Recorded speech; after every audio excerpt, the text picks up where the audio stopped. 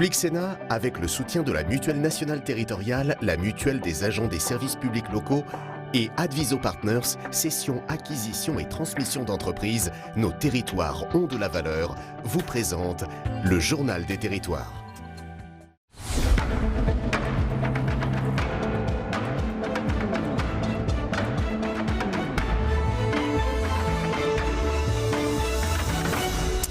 Bonjour à tous, bienvenue en ce vendredi pour cette édition en 3 parties. Dans un instant, le JT des territoires que je vais vous présenter, puis Territoire d'info avec l'invité politique en direct sur ce plateau aujourd'hui. C'est la tête de liste du Parti communiste aux élections européennes, Ian Brossat, qui sera sur ce plateau tout à l'heure. Enfin, l'actualité parlementaire et sénatoriale en fin d'édition. Tout de suite, c'est le JT des territoires, on s'y retrouve dans un tout petit instant.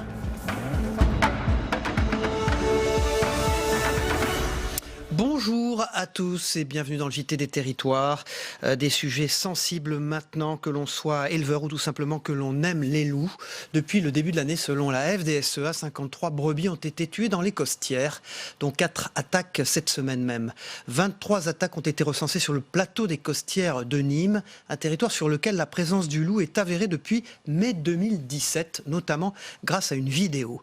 Les éleveurs réclament maintenant l'intervention des lieutenants de louverie afin d'effectuer des prélèvements du loup, autrement dit que le loup soit abattu. Évidemment, en 2018, dans le Gard, le loup est à l'origine de la mort de 170 bêtes et de 50 attaques. Mais les écologistes, de leur côté, ne sont pas d'accord. Julie Darling pour Via Occitanie. Brebis ont été attaquées par le loup, encore 2 cette semaine. Ils n'attaquent pas que pour manger, pour faire du prélèvement alimentaire. Voilà. Parce que là, on a eu quand même 11 bêtes. Sur les 11, il y en a une qui est morte et une où il a fait un réel prélèvement. Le reste, c'est juste des morsures qui nous obligent souvent à une euthanasie en fait, des animaux. Cette éleveuse vit dans la zone la plus touchée, les Costières, là où la présence du loup est avérée depuis mai 2017, comme vous le voyez sur cette vidéo. En 2018, sur ce plateau des Costières, le loup avait été à l'origine de la mort de 170 bêtes. Les éleveurs sont exaspérés. Le matin, quand on arrive, qu'on voit nos bêtes par terre, comme vous voyez, c'est pas terrible, quoi. C'est pas terrible. Et c'est notre gagne-pain et c'est pas ça là, le truc, quoi. Si nos arrière-grands-parents l'auraient exterminé, c'est qu'il y a quelque chose, quoi. Moi, je suis installé depuis le 1er janvier 2017. En l'espace d'1 mois et demi, j'ai perdu la moitié de mon troupeau. Donc, qui dit perte de la moitié du troupeau, dit perte de la moitié des naissances à venir et de l'évolution du troupeau. Et chaque espèce doit être à sa place. Donc, c'est plus, le loup vient plus des montagnes, des bois. Ici, on est en pleine plaine et il n'a rien à faire ici. Le loup ne doit plus vivre ici. Le message a été transmis à la préfecture du Gard. Les éleveurs préconisent l'intervention des lieutenants de louveterie et le déploiement des caméras de vidéosurveillance. Au total, 53 brebis ont été tuées dans le Gard depuis le début de l'année. On part pour la Bretagne maintenant, où l'on construit une nouvelle usine de lait en poudre avec une tour de séchage de 47 mètres de haut à Landivisio, dans la zone du Verne. Un plan d'investissement de 180 millions sur 5 ans est annoncé. Et Frédéric Lorenzo pour TBO, la chaîne du groupe Le Télégramme, s'est rendu sur place pour nous regarder. C'est un vaste chantier qui a débuté l'été dernier dans la zone du Verne à Landivisio. D'ici quelques mois, le site ressemblera à ça. Le groupe SIL, spécialisé dans la transformation du lait, construit une unité de séchage. Une nouvelle usine à 85 millions d'euros qui doit entrer en service début d'année 2021. Une satisfaction pour les dirigeants du groupe finistérien après 5 ans d'attente et de recours. C'est d'abord un soulagement. C'est enfin donc quelque chose qui arrive, quelque chose qui est concret. Et puis en même temps, c'est une satisfaction parce que on s'est battu vraiment pour aboutir à la construction de ce projet. Bon, c'est un projet qui était devenu indispensable d'une part pour des raisons de capacité de traitement donc de l'usine actuelle. Et puis aujourd'hui, les normes sanitaires ont beaucoup changé et donc notamment depuis les récents problèmes qu'il y a eu sur la qualité du lait. Donc pour nous, c'était indispensable. Le groupe SIL, qui réalise 500 millions d'euros de chiffre d'affaires annuel, possède plusieurs unités de production. C'est un plan d'investissement plus large qui est dévoilé. C'est un palier très important. Nous avons levé au total donc 180 millions d'euros. Moi j'arrive au bout de mon parcours, je suis plutôt jeune, mais comment dirais-je, c'est aussi donc effectivement de conserver la structure familiale de l'entreprise. On pense qu'il y a encore un avenir pour les PME, les entreprises de taille intermédiaire. Et nous, notre souhait, c'est effectivement de conserver la structure capitalistique actuelle. Modernisation de l'outil existant, mais aussi possible acquisition. Les dirigeants de SIL se sont montrés discrets, mais la croissance de l'entreprise est prévue dans les prochaines années. On se rend du côté de Troyes maintenant, où la municipalité de Lusigny-sur-Barse a signé une convention avec le service départemental d'incendie et de secours de l'Aube. Le but, c'est d'améliorer la disponibilité des sapeurs-pompiers. La commune prendra désormais en charge les enfants des pompiers volontaires à la cantine ou à la garderie lorsque ces derniers seront appelés en intervention. Il s'agit là d'une première à l'échelle du département, un sujet de Canal 32 dans l'Aube. Des sapeurs-pompiers volontaires plus souvent opérationnels, c'est l'objet de la convention signée entre la mairie de Lusigny-sur-Barse et le service départemental d'incendie et de secours de l'Aube. Celle-ci permet une prise en charge occasionnelle des enfants de pompiers grâce aux accueils périscolaires, cantines et garderies de la commune. Moi j'ai la chance d'avoir aussi ma maman qui est disponible avec mon père. Donc si j'ai besoin, je peux aussi les contacter en deuxième en secours. Mais pour certains de mes collègues qui n'ont personne au niveau de la famille, c'est vrai que ça nous est arrivé dernièrement. Nous avons un de nos collègues qui a pu laisser ses enfants le midi parce que nous étions partis en intervention. Donc ils sont restés à la cantine. Un dispositif qui permettra ainsi au secours d'être plus efficace et de gagner du temps pour intervenir. Lorsque ce type de convention n'existe pas, lorsqu'effectivement les sapeurs-pompiers, ça peut se comprendre, sont bloqués dans leur emploi, eh bien à Lusigny comme ailleurs, on ne va pas avoir assez de sapeurs-pompiers pour partir en intervention, on va donc aller chercher un centre de secours un petit peu plus loin et donc forcément on augmente les délais, on est moins efficace. Dans le département, déjà près d'une centaine de pompiers bénéficient de conventions de ce type au sein d'entreprises privées.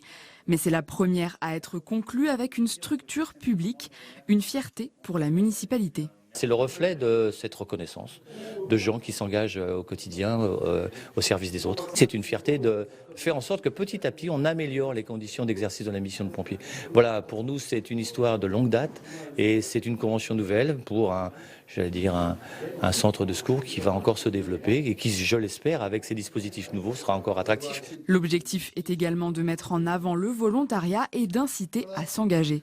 C'est effectivement par ce biais qu'on utilisera aussi un des leviers pour développer le volontariat et attirer de nouvelles vocations en disant oui, on peut concilier l'engagement citoyen de sapeurs-pompiers volontaires et son emploi. En tout, sur 28 sapeurs-pompiers à Lusigny-sur-Barse, 11 d'entre eux vont pouvoir bénéficier du dispositif. Et dans ce JT des territoires, on se rend du côté de Cannes. C'est la 72e édition de ce festival. Cannes bat donc son plein. Et pour les commerçants cannois, c'est une aubaine. Touristes et célébrités font vivre les magasins et les restaurants. Sur place, nos confrères d'Azur TV, nos partenaires, font le point sur la situation. Et vous verrez également sur l'ambiance. L'effervescence du festival ne s'arrête pas au tapis rouge. Toute la cité du cinéma profite de son rayonnement international. Loin des strass et des paillettes, les touristes et les célébrités font vivre les commerces locaux. Nous attendons, oui, le festival de Cannes chaque année avec impatience pour proposer à nos clientes les robes, comme vous pouvez voir, à paillettes, pour monter les marches du festival de Cannes, évidemment, et toutes les soirées. L'affluence, elle double, voire elle triple. Pendant le festival, il y a beaucoup d'étrangers, évidemment. Donc voilà, pour le business, c'est très très intéressant pour nous. Une retombée économique évaluée par certains à 40% d'augmentation de leur chiffre d'affaires. Côté gastronomie, guinguettes ou restaurants étoilés, chacun y trouve son compte. Moi, je ne me plains pas. Sincèrement, je travaille. Voilà, je suis nouveau. Les gens ne se plaignent pas. Hier à midi, on était complet hier à midi. Un peu moins aujourd'hui. Je pense qu'on va travailler ce soir. Mais ça se passe très bien. Franchement, ça se passe très bien. Sincèrement. Le festival du film juste derrière le MIPIM et la deuxième, je dirais, manifestation qui va apporter forcément cette masse de gens, cet enthousiasme, cet esprit de fête et qu'on achète, je sais pas moi, une quiche Lorraine dans une petite boutique comme elle mangeait chez nous, qu'on achète des chocolats, qu'on boit un coup à une terrasse. Bon, tout ça, ça fait travailler le commerce et je pense que tous les commerçants de Cannes en bénéficient. Pour que cette 72e édition soit bonne, les commerçants espèrent que la météo et l'ambiance seront au beau fixe. Voilà, dans un instant, les unes de la presse quotidienne régionale pour poursuivre ce JT des territoires. A tout de suite. démarre Saveria avec la une du Courrier de l'Ouest, les 80 km/h et l'Anjou qui veut reprendre la main. Et Édouard Philippe lâche enfin du lest. Édouard Philippe lâche du lest avec 80 km/h. Le Premier ministre Sidi Pré hier a laissé les présidents des conseils départementaux assouplir la mesure, une mesure qui a été votée cette nuit par les députés à l'Assemblée nationale. Un revirement initié par Emmanuel Macron qui, dans le cadre du grand débat national, avait ouvert la voie à cet assouplissement. En Anjou, le président du département ne veut pas généraliser ce retour aux 90 km/h. Christian Gillet, le président du conseil départemental du Maine-et-Loire, se dit favorable à une modulation de la vitesse sur les routes départementales. Il insiste toutefois sur les responsabilités que cela implique. Il indique que l'avis des maires pourrait être requis par les départements. Et puis à la une de la Dépêche du Midi, la France n'a jamais connu un taux de chômage aussi bas. Le chômage baisse en pente douce, indique le grand quotidien d'Occitanie. À 8,7%, la France n'a jamais connu un taux de chômage aussi bas depuis 10 ans. Au premier trimestre, le taux de chômage a diminué de 0,1 point sur l'ensemble des territoires. C'est chez les 25-49 ans que la baisse est la plus nette. Problème, eh bien cette baisse s'effectue à un rythme lent, faute de croissance forte, rythme qui le situe encore loin des 7% voulus par l'exécutif en 2022. Édouard Philippe explique que cette baisse est due à un niveau de croissance dans l'Union européenne plutôt faible, plutôt plus faible qu'il y a un an ou deux. Il y a des éléments d'incertitude comme les guerres commerciales. Voilà, et puis à la une de Sud-Ouest, le grand quotidien de Nouvelle-Aquitaine, ce sont les européennes, ce sont les invisibles de la campagne, 34 listes. Avec 34 listes officiellement enregistrées, la France n'aura jamais connu un tel engouement pour une campagne européenne, mais une majorité de ces candidats sont très peu visibles, faute de moyens, manque de moyens pour utiliser les panneaux mis à disposition, pas d'argent non plus pour les bulletins de vote qui sont à la charge des candidats. Les électeurs n'auront donc pas forcément les 34 bulletins à disposition dans leur bureau de vote. Et puis bien sûr dans les médias, les plus petites listes en mal de soutien parlementaire et plus généralement de poids dans le débat politique actuel ont moins de temps de parole. On termine avec Nord Littoral et l'obésité. Où se faire soigner? On reçoit dans le club de la presse dans un instant Agnès Morin qui est directrice générale de la Ligue contre l'obésité. C'est aujourd'hui la journée de l'obésité qui est devenue un véritable enjeu de santé publique. Elle atteint les proportions d'une épidémie mondiale. 2 800 000 personnes au moins décèdent chaque année du fait de leur surpoids et de leur obésité selon l'OMS. Une étude américaine démontre que les aliments ultra transformés nous poussent à grignoter davantage, nous font donc grossir. Nord Littoral s'intéresse au traitement et aux cures possibles. Des filières existent, mais elles sont mal connues. Plusieurs hôpitaux proposent notamment des centres spécialisés dans l'obésité avec différents services sur le plan médical, diététique, psychologique, physique, voire chirurgical. Merci Saveria. On aborde ce sujet dans un instant dans le club de la presse. Également présent avec nous Guillaume Doyen et Zoé Cadio. A tout de suite.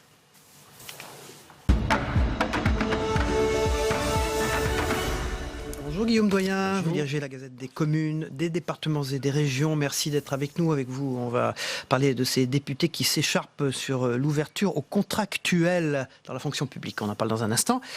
Et avant cela, j'accueille sur ce plateau Agnès Morin. Bonjour, merci d'être avec nous ce matin. Vous êtes directrice nationale de la Ligue contre l'obésité. Et bonjour Zoé Cadio.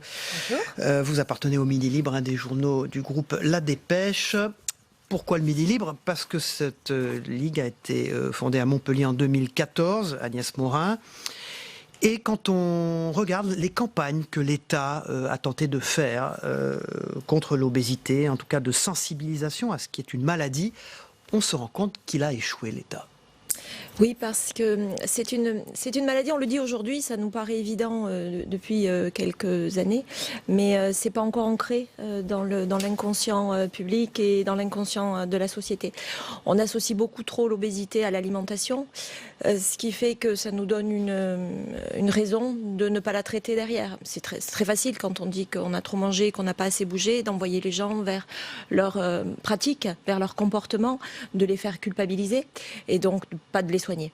Alors, ce qu'il faut dire, parce qu'on ne sait pas, ce sont les chiffres de l'obésité. En France, 16% de la population est obèse, soit 8 millions de personnes.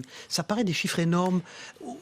J'allais dire, autour de nous, on n'en voit pas autant que ça. Pourquoi? Parce que l'espace public n'est pas fait en France pour accueillir les obèses. Les obèses sont discriminés. Là, on appelle ça la grossophobie. On en a beaucoup parlé ces derniers jours. La grossophobie. La grossophobie est un mot très courant, très fort aujourd'hui et très réel. 180 000 décès par an 180 000 décès par an. À des causes indirectes, j'imagine. Oui, alors des causes indirectes. Comme le sida. Si vous voulez, on meurt d'une grippe quand on a le sida, on devrait dire qu'on meurt d'obésité, et on dit qu'on meurt d'obésité, nous, quand on meurt de maladies cardiovasculaires et qu'on a été obèse. Alors, ce qui est très marrant, c'est que l'obésité, c'est une maladie, alors que dans l'esprit des Français, pas vraiment, c'est plutôt un problème de malbouffe, entre guillemets, ou de malalimentation. Comment vous expliquez qu'on ait ce regard-là? Oui, parce qu'on observe plutôt les conséquences que les causes lorsqu'on voit un obèse.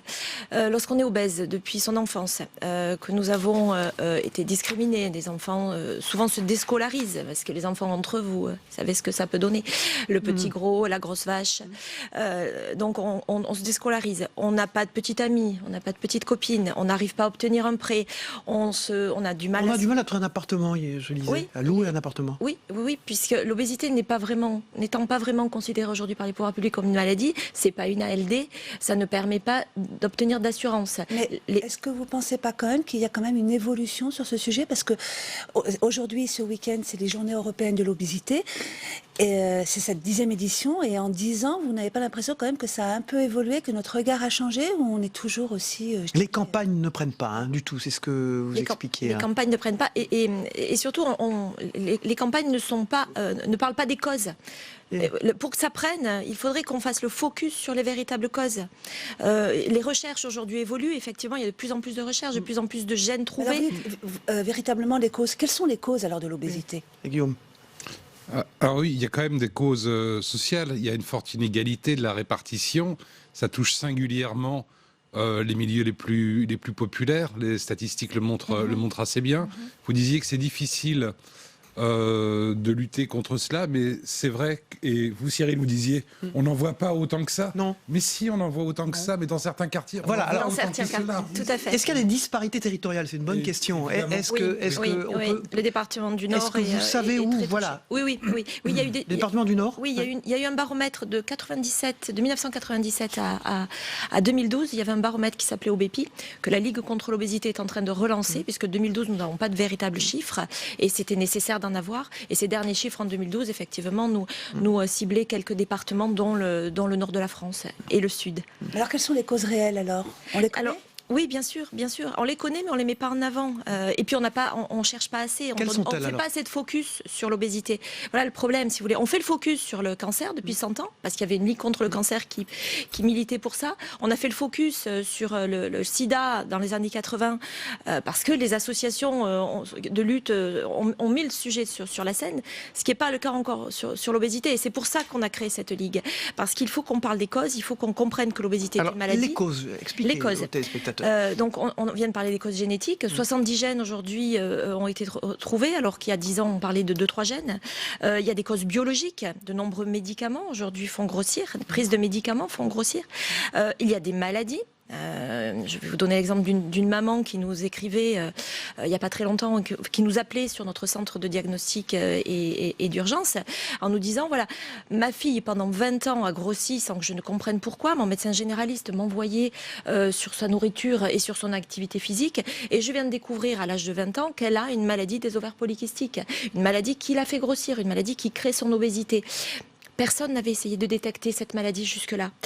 Il y a des raisons biologiques et il y a des raisons environnementales. Qu'est-ce que vous conseillez à des parents qui ont un enfant obèse? Qu'est-ce qu'ils doivent faire? Est-ce qu'ils doivent se rapprocher de vous, de votre Ligue contre l'obésité? Bien sûr, c'est une bonne idée, effectivement, puisque nous avons autour de nous des psychologues, des médecins, des diététiciens, des personnes qui les reçoivent et qui diagnostiquent. Nous avons ce centre d'aide, ce numéro vert, qui permet de, effectivement, répondre à la question. Mais ce sont souvent des appels d'urgence, parce que la prise en charge n'est pas correcte en France aujourd'hui. Ce qui entraîne les obèses et les obèses sévères et les obèses morbides à la chirurgie. Et l'augmentation de la chirurgie aussi est un gros problème. Avec un coût.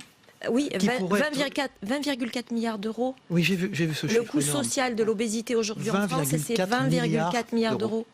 Mais est-ce que vous pensez que ce regard est plus difficile en France, dans le pays soi-disant où on mange bien, que dans d'autres pays? Surtout que pendant des années et des années, on associait l'obésité au peuple américain, au fast-food et aux choses comme ça. Oui, c'est un problème dans les pays, latins, parce qu'on a un rapport au corps qui est aussi très important.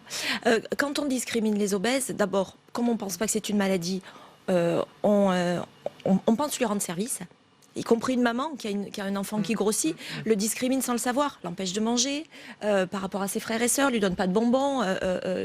Donc c'est déjà un début de discrimination et ça crée des problèmes psychologiques.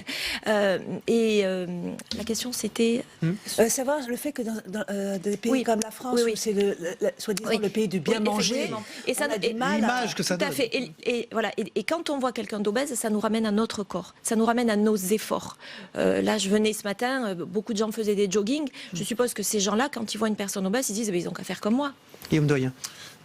Oui. Est-ce que vous menez des politiques dites territoriales, puisque certains coins de France, certaines régions de France sont singulièrement frappés et certaines municipalités en ont pris conscience, par exemple en faisant baisser fortement le prix de la cantine pour faire venir le plus possible d'enfants possible à la cantine afin qu'ils aient une alimentation équilibrée. Est-ce que vous travaillez avec ces gens de terrain? Alors oui, effectivement, nous avons mis en place des programmes qui parlent d'information, qui informent sur l'obésité, qui sensibilisent à la grossophobie, des programmes de prévention.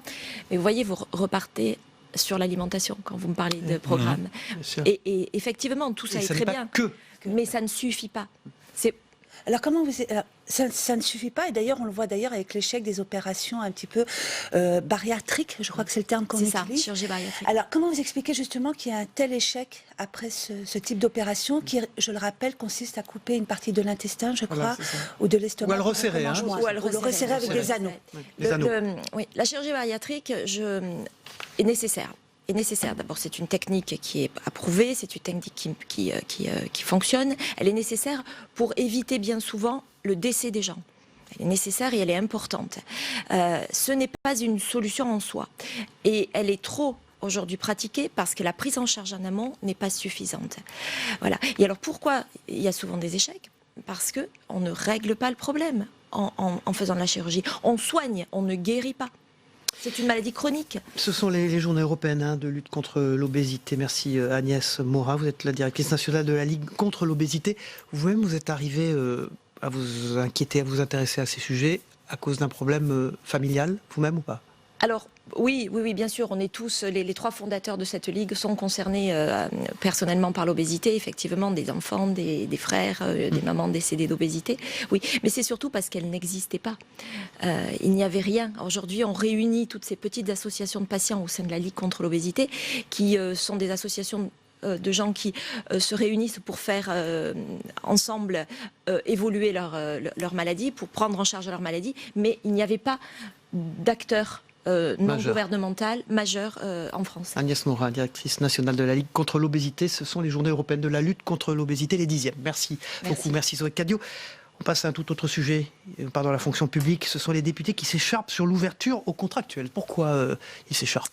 Parce que La République En Marche souhaite ouvrir le plus possible aux contractuels les postes dans la fonction publique. Ils sont déjà nombreux, si vous voulez, les non-fonctionnaires de la fonction publique. 20% dans la territoriale. L'ambition, si vous voulez... Non-titularisés, comme on dit? Des non-titulaires, comme vous dites justement. Et la question qu'il y a derrière, finalement, c'est est-ce qu'on va aboutir un jour à une fonction publique sans fonctionnaires? Parce que c'est la vraie question qui se pose, elle est celle-là. À force d'augmenter le nombre de 20%, c'est pas rien. Si vous créez, alors les postes de direction vont être ouverts à des non-titulaires, des gens sous contrat. Les postes à temps partiel aux contractuels, vous aurez des contrats de projet, il y aura peut-être dans cette loi aussi la possibilité de la rupture conventionnelle avec le fonctionnaire, comme on fait aujourd'hui dans le privé. Donc finalement, est-ce qu'on est en train de, pas privatiser la fonction publique, mais lui donner, de la révolutionner? Mais finalement, à bas bruit, les Français ne s'en rendent pas compte, ils ne suivent pas vraiment ce qui se passe à l'Assemblée, parce que c'est assez technique. Mais derrière tout ça, la vraie question qui se pose, c'est pourquoi, et au-delà des fonctionnaires, Pourquoi on a ce statut? Pourquoi ça existe finalement? Alors, il y a un concours à passer. Alors, ce concours, il va devenir totalement inintéressant si jamais vous le il ne dévalorisez. débouche pas sur des postes. Si dans le même bureau, vous en avez un qui a passé un concours extrêmement difficile d'administrateur... Oui, il est dur. Enfin, ils sont très sélectifs, oui. Un et l'autre qui est arrivé par une autre voie, vous allez peut-être dévaloriser le concours. Et vous allez aussi, disent les promoteurs de ce genre d'initiative, à donner un peu d'air frais, si vous voulez, dans l'administration. Vous en rentrez des gens qui n'y ont jamais fait carrière. Mais aussi, ça peut aussi créer une certaine précarité, parce qu'il faut rappeler que ces gens qui sont contractuels, généralement, sont renouvelés sur deux contrats qui sont généralement 2 fois 3 ans, si mes souvenirs sont bons. Intéressant. Et donc, ça crée aussi un problème aussi, je dirais, de cohésion au sein des services de la fonction publique, et qui est une question qu'on oublie un peu. Voilà, projet de loi fonction publique à l'Assemblée nationale. Les députés qui s'écharpent autour de l'ouverture aux contractuels. C'est dans la Gazette des communes, des départements et des régions et sur son site internet. Guillaume Doyen, vous en dirigez la rédaction. Merci Zoé Cadio de Midi Libre. Agnès Morin, Ligue contre l'obésité, vous en êtes la directrice nationale. Il y a, pour vous écrire, il y a un site internet pour Il y a les un gens site internet, Ligue contre l'obésité. Ligue contre l'obésité. Oui, vous pouvez nous contacter avec ce site, nous envoyer des mails. Voilà. Merci Agnès Morin, merci Zoé Cadio. Guillaume Doyen, vous restez avec nous pour le débrief de l'actualité. Deuxième partie, tout de suite c'est la météo des territoires, le temps qu'il fait en France. Aujourd'hui on regarde ensemble, on se retrouve après. La météo vous est présentée par l'Assemblée des départements de France.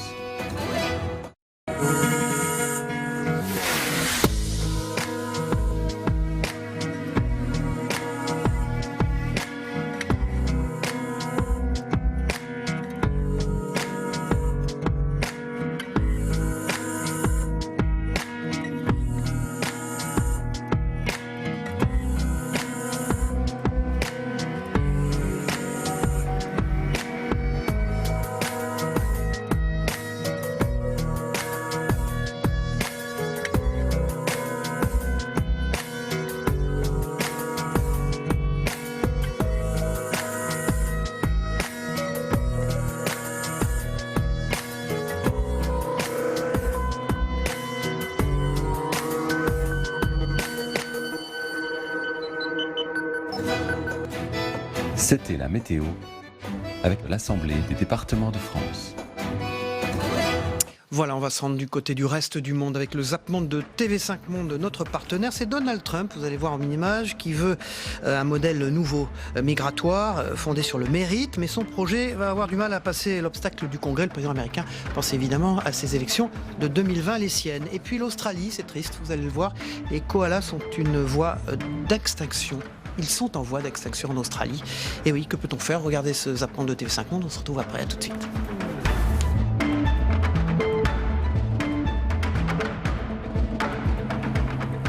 Public Sénat, avec le soutien de la Mutuelle nationale territoriale, la Mutuelle des agents des services publics locaux et Adviso Partners, cession, acquisition et transmission d'entreprises, nos territoires ont de la valeur, vous ont présenté le Journal des territoires.